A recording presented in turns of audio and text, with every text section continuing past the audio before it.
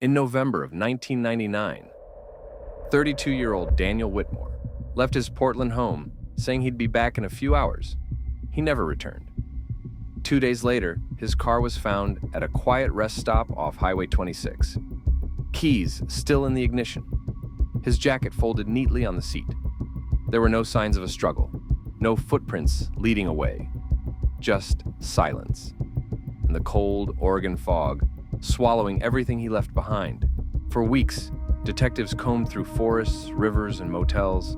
Nothing. Every lead ended the same way. Nowhere. His bank accounts stayed untouched.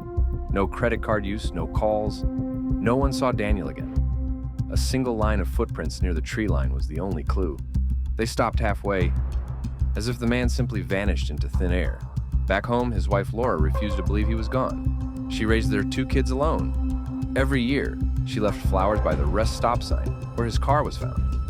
Neighbors said she sometimes woke up in the night, convinced she saw someone watching the house from the trees.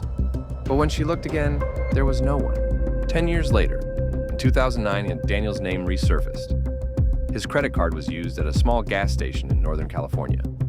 $4.37, coffee, and fuel. The strange part? That card had been deactivated for years, and the gas station had no cameras, no face, no fingerprints, just a number that shouldn't have existed anymore. 3 weeks later, a motel clerk in Redding, California, called police. A quiet man had checked in with no ID, paid cash, and disappeared by morning. The clerk swore it was Daniel, older with a beard and distant eyes. Inside the room, police found a half-empty coffee cup and a folded local map. It was marked with circles all around the forests near the Oregon border. In 2010, a hiker near Mount Hood stumbled upon a small wooden shack. Inside, canned food, old camping gear, and Daniel Whitmore's driver's license. But Daniel wasn't there. Locals said they'd seen a man living alone in the woods for years, one who vanished the moment the police began searching. Some say he still walks those woods, quietly avoiding anyone who comes too close. The theories spread fast. Some believed Daniel lost his memory and built a new life off the grid. Others said he staged it all, escaping debts or danger. And a few believed something darker. Witness protection, secret experiments, or maybe he saw something he wasn't supposed to.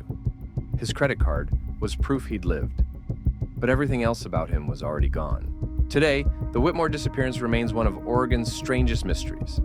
Every year, hikers report seeing a man who looks just like him, wandering near the old forest trails. Is he running from someone or something? No one knows. But somewhere in the mist, Daniel Whitmore's story still walks, waiting to be found.